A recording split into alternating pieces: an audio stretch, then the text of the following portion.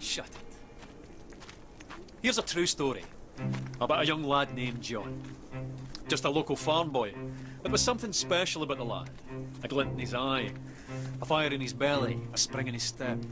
And one day, he went for a walk. Now this walk began when his father died.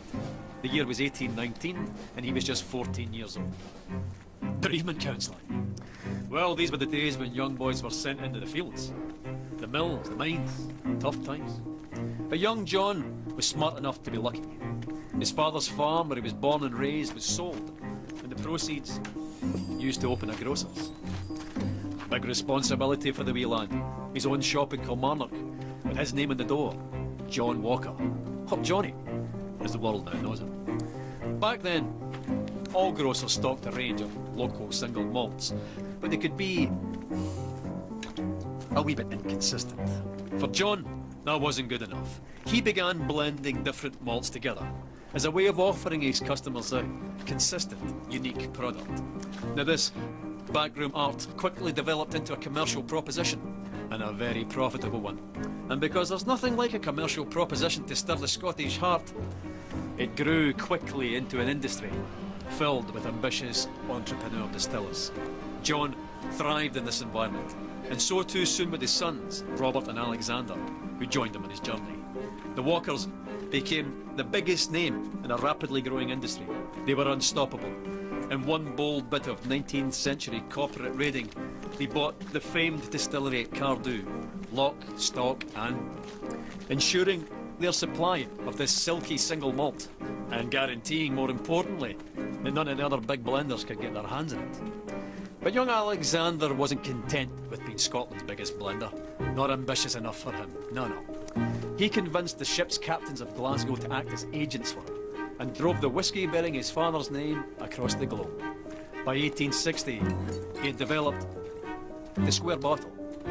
Now, with a label at an angle of precisely 24 degrees. No big deal, you might think, but you'd be wrong. The square bottle meant less breakages and more bottles per shipment. The diagonal label meant larger type, and together, that meant Johnnie Walker had unmistakable presence on any shelf in the world. The bottle became an icon, and the rich liquid it contained sought after and consumed across the globe. Quite a character, Alexander Walker. Master of the blender's art. Ambitious, uncompromising, Mr. Walker. It was John's grandsons, George and Alexander II's turn to join him on his journey. They led the brand into the 20th century. By 1909, they had developed the iconic red label and black label, and persuaded Tom Brown, the best young illustrator of the day, to sketch a striding man in a napkin during a business lunch. In the stroke of a pen, the Victorian grocer was transformed into an Edwardian dandy. By 1920, Johnny's walk had taken him through 120 countries, and he continued walking through the brand's advertising over the next 50 years, into the fabric of global culture, deep into the dark hearts of several wars, to the pleasure palaces of the aristocracy, immortalised by screen legends, celebrated by filmmakers, singers, songwriters, novelists, shoulder to shoulder with the great sportsmen of the age, winning countless international awards for quality, and even being awarded the Royal Warrant by King George V. No going back after that. Not that going back would even have occurred to Johnny or any of his family. By the end of the 20th century, the familiar red label and black label were joined by the green label, the gold label, and the grandest of them all, Johnnie Walker Blue Label. By the beginning of the 21st century, Johnnie Walker wasn't just the world's biggest whisky brand, but an international symbol of progress. The brand's keep walking mantra, adopted by pro-democracy protesters and parliamentary speechwriters.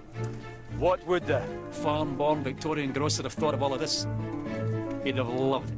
A Victorian farm-born grocer he might have been, but he and the family that followed him were possessed by a fiery ambition with the skill and intelligence to match. 200 years later, and Johnnie Walker's still walking, and he's not showing any signs of stopping.